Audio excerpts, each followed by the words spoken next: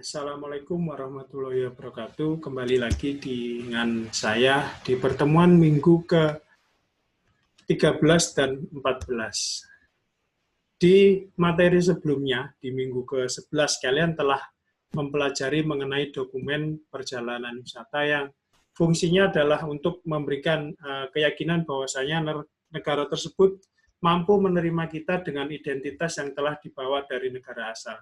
Tentu saja hal ini berkaitan dengan standar internasional yang berpengaruh ketika kita berkunjung dengan kelengkapan dokumen yang akan kita bawa. Nah, sebelumnya sudah saya jelaskan dokumen apa saja, dan materi di minggu ke-13 dan ke-14 ini materinya sama terkait lembaga yang salah satu fungsinya adalah untuk mengeluarkan dan memberikan izin terhadap alur kunjungan wisatawan, atau mungkin bisa jadi juga tidak hanya motif wisatawan, tapi niat atau motivasi lain untuk berkunjung ke suatu negara dari negara asal yang berbeda. Lembaga tersebut mengurusi hal mengenai kepabean, imigrasi, dan karantina. Materi mengenai CIQ, Custom, Immigration, and Quarantine, akan saya jelaskan secara perlahan. Tolong diperhatikan dengan seksama.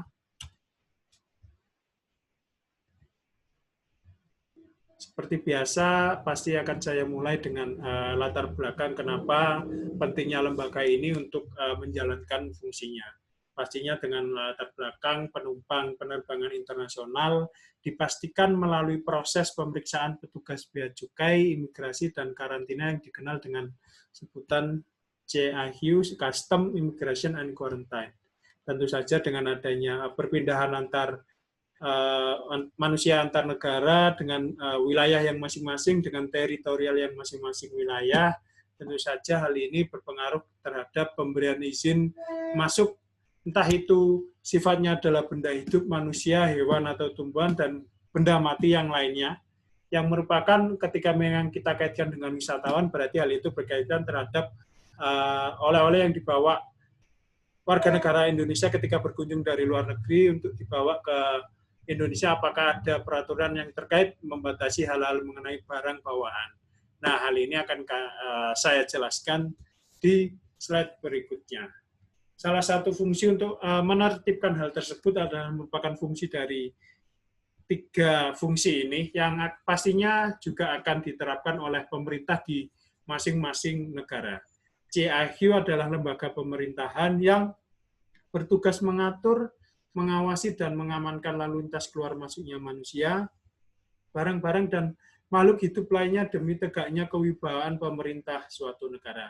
Hal ini pastinya setiap negara punya wewenang sendiri, setiap negara punya fungsi yang masing-masing, dan saya berikan materi kali ini adalah contoh di negara kita sendiri, Indonesia, yang tentu saja ketiga hal ini juga pastinya diterapkan oleh negara yang lain, tetapi dengan mungkin format yang berbeda dan peraturan yang mungkin berbeda juga. Setelah itu pasti muncul siapa saja sih lembaga yang pastinya dalam satu komando pemerintah Indonesia melalui lembaga-lembaga di bawahnya, seperti halnya Kementerian Hukum dan HAM, pastinya melalui Dirjen Keimigrasian pasti akan mengatur hal tersebut. Kementerian Keuangan melalui Bea Cukai, Kementerian Kesehatan Republik Indonesia pasti terkait kesehatan atau mungkin keamanan dari barang atau mungkin hewan yang akan diimpor atau mungkin bahkan diekspor dari luar negeri dan sendiri dari dalam negeri. 3 lembaga ini saling terkait dan menjalankan fungsinya masing-masing seperti halnya yang telah diatur dalam undang-undang. Pastinya apa yang mereka lakukan tidak sewenang-wenang mereka inginkan sendiri, tetapi sudah diatur dalam peraturan yang memang sudah disepakati bersama. Setelah itu pasti muncul peraturannya apa sih, standar operasional apa aja sih yang diterapkan di masing-masing kelembagaan tersebut. Nah, ada 3 hal atau 3 undang-undang yang punya atau mungkin menjadi acuan dalam standar operasional prosedur lembaga tadi. Yang pertama, Undang-Undang Republik Indonesia Nomor 17 Tahun 2006 tentang Kepabeanan. Yang kedua, Undang-Undang Republik Indonesia Nomor 6 Tahun 2011 tentang Keimigrasian. Undang-Undang Republik Indonesia Nomor 21 Tahun 2019 tentang karantina hewan, ikan, dan tumbuhan. 3 undang-undang ini telah ditetapkan dan termasuk masih tahunnya masih tahun-tahun yang baru, dan tentu saja ini menjadi aturan utama, acuan utama ketika lembaga tersebut menjalankan fungsinya di lapangan. Tentu saja undang-undang ini juga berpengaruh terhadap pelanggaran-pelanggaran yang terjadi dan bagaimana menangani pelanggaran tersebut. Nah, kalau di luar negeri kalian harus tahu juga bagaimana sih peraturan yang memang menjadi acuan negara tersebut ketika kita menjadi tour leader membawa wisatawan Indonesia pergi ke negara tersebut. Aturan-aturan tersebut harus kita ketahui, dan untuk menjamin keselamatan penumpang dan tentunya barang yang dibawa, maka jaminan terkait peraturan tersebut juga menjadi pengetahuan yang harus kalian ketahui. Tentu saja dengan hal ini pasti kalian akan menjadi salah satu pemberi layanan yang baik, dan tentu saja ketika kita berkaitan dengan pariwisata, maka di situ pelayanan adalah menjadi hal utama.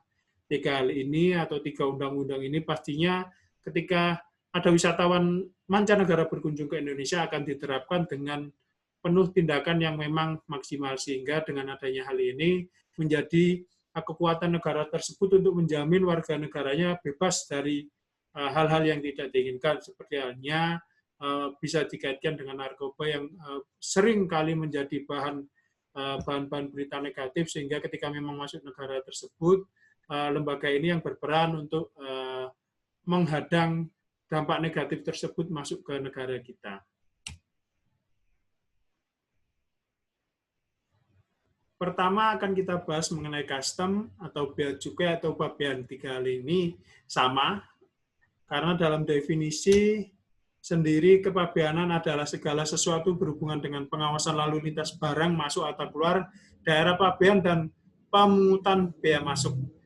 Dari undang-undang tersebut yang telah saya jelaskan tadi, kalian wajib untuk download masing-masing, dan pastinya ketika memang menjadi dasar, maka di situ kalian juga harus paham terkait hal itu.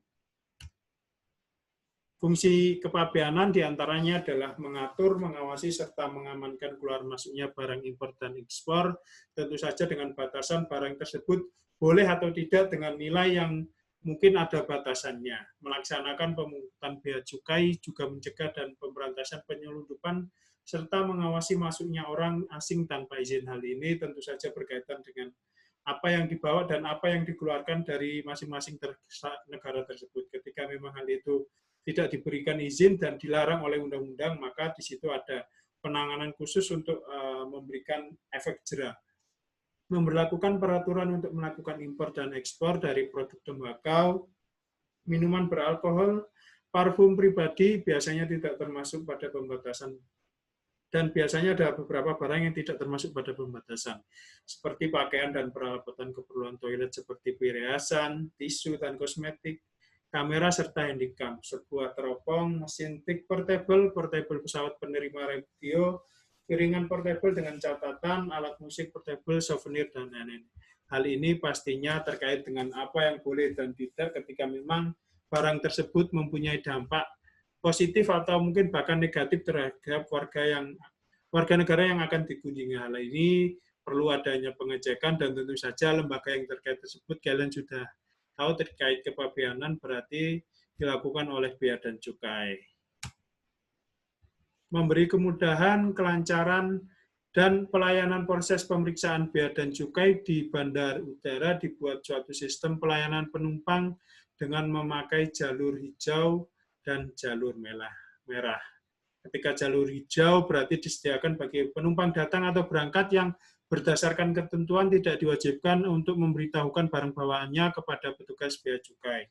Jalur merah berdasarkan ketentuan diwajibkan memberitahukan barang bawaannya kepada petugas bea dan cukai. Hal ini tentu saja untuk memberikan tanda atau simbol warna ketika memang kita berkunjung ke suatu negara. Ketika kita ada wisatawan mancanegara berkunjung ke negara kita, maka hal ini pasti akan berlaku, dan tentu saja untuk memberikan tanda, oh ya ternyata wisatawan itu misalnya di jalur merah berarti dia ada kewajiban untuk melapor, karena mungkin dari screening awal dia telah membawa barang yang memang dilarang, sehingga dengan adanya larangan tersebut menjamin keselamatan atau mungkin bahkan keamanan negara Indonesia dan negara lain yang akan dikunjungi oleh wisatawan dari berbagai negara.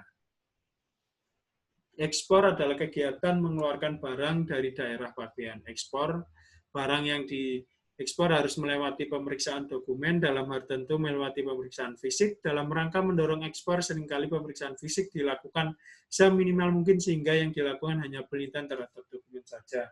Barang yang dilarang untuk ekspor adalah barang yang dilindungi supaya tidak punah, seperti burung-burung yang memang menjadi endemik suatu negara. Hal ini pastinya terkait kepada izin, dan izin yang memberikan adalah lembaga yang berwenang, dan ketika kita berbicara mengenai lembaga berwenang, maka di situ pasti ada peraturan yang telah menjadi anutan atau acuan utama, yaitu undang-undang. Tentu saja dengan berbagai hal terkait seperti halnya barang atau barang hidup atau barang mati yang memang menjadi penting atau mungkin identitas suatu negara, sehingga dengan status barang tersebut apakah dilindungi atau tidak, ketika kita akan melakukan ekspor, hal itu menjadi salah satu acuan atau batasan ketika kita akan melakukan ekspor.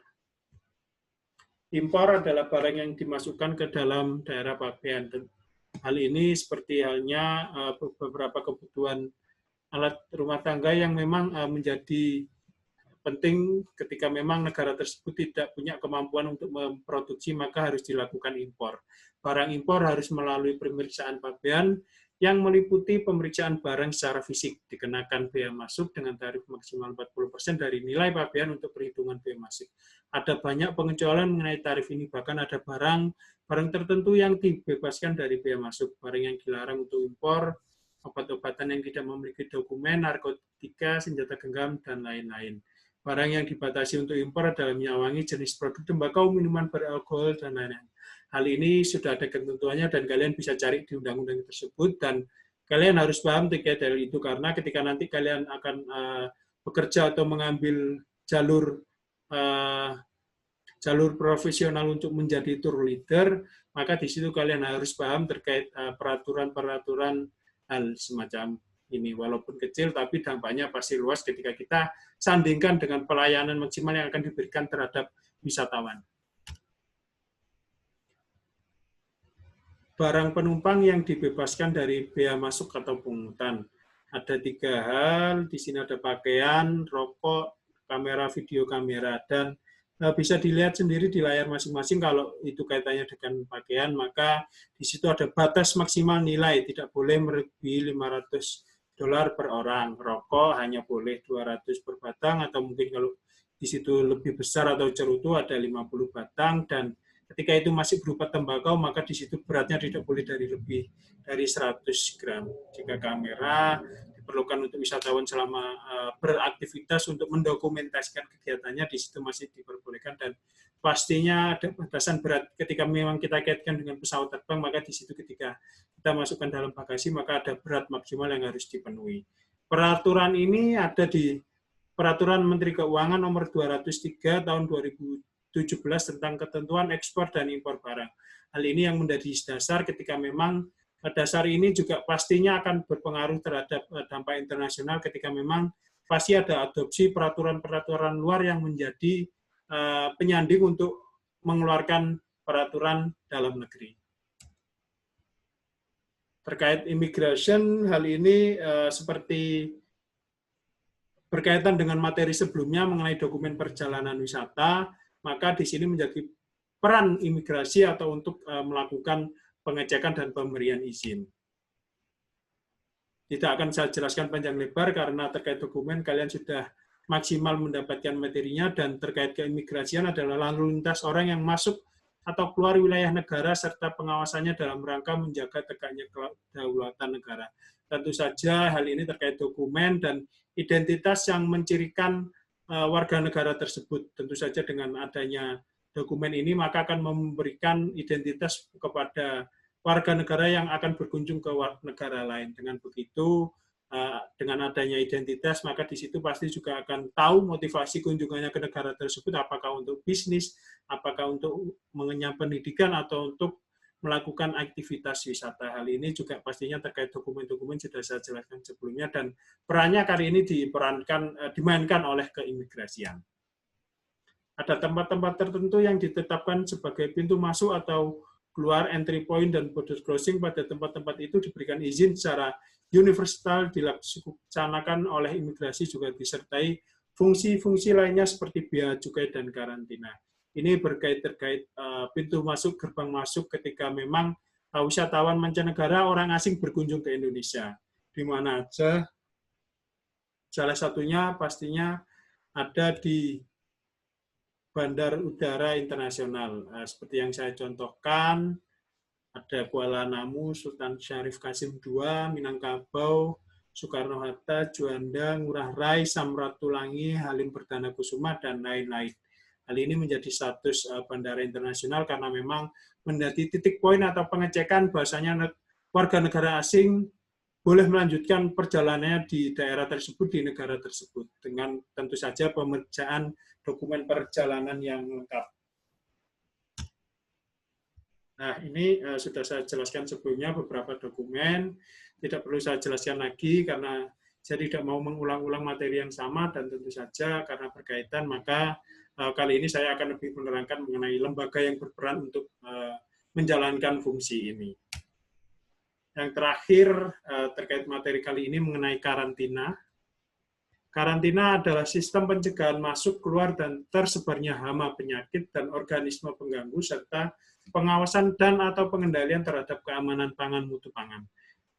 Keamanan pangan dan mutu pangan, keamanan pakan dan mutu pakan, produk rekayasa genetik, sumber daya genetik, agensi hayati, jenis asing invasif, tumbuhan satwa liar, serta tumbuhan dan satwa yang dimasukkan ke dalam tersebarnya dari suatu area ke area lain, dan atau dikeluarkan dari wilayah negara. Hal ini berkaitan dengan sumber daya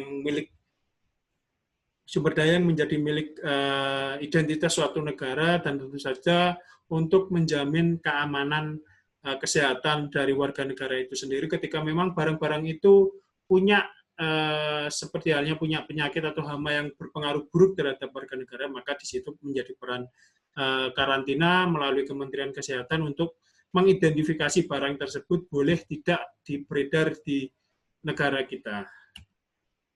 Salah satu fungsinya juga pastinya untuk menjamin atau mungkin menjadi batasan terhadap binatang-binatang, hewan atau flora fauna yang dilarang di masing-masing negara atau menjadi statusnya telah menjadi dilindungi dan menjadi identitas milik negara tersebut, tentu saja dengan perjanjian-perjanjian dan pengecualian yang memang itu menjadi motivasinya adalah untuk konservasi, dan telah diatur dalam Convention of International Trade in the Species of Wild Fauna and Flora, Konvensi Perdagangan Internasional mengenai barang-barang terlarang untuk tumbuhan dan binatang.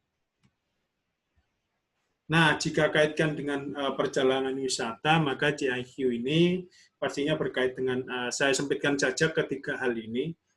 Souvenir yang dibeli wisatawan tidak melanggar peraturan custom. Tentu saja dengan adanya peraturan dari custom ini, maka ada barang-barang yang boleh masuk dengan batasan-batasan nilai tertentu ketika memang ada wisatawan yang akan membawa barang oleh-olehnya ke negara asal. Dan ini berdampak sebaliknya ketika ada wisatawan asing yang ingin berpulang dengan membawa oleh-oleh dari Indonesia, tentu saja pasti ada batasan-batasan nilai yang sudah saya jelaskan. Dokumen perjalanan yang dibawa wisatawan telah memenuhi syarat untuk berkunjung ke luar negeri. Tentu saja dengan adanya dokumen yang lengkap, maka identitasnya dan motivasi untuk berkunjung ke negara tersebut akan diketahui, dan untuk menjamin keselamatan ketika memang ada sesuatu hal yang tidak diinginkan, maka di situ pasti akan menjamin keselamatan dan mudah untuk mencari siapa dan dari mananya. Terkait karantina, standarisasi CHSE yang diterapkan dalam perjalanan wisata, karena sekarang lagi musim pandemi COVID-19, maka standar inilah yang menjadi penting ketika memang ada warga negara asing yang berkunjung ke negara kita dengan dokumen-dokumen kelengkapan seperti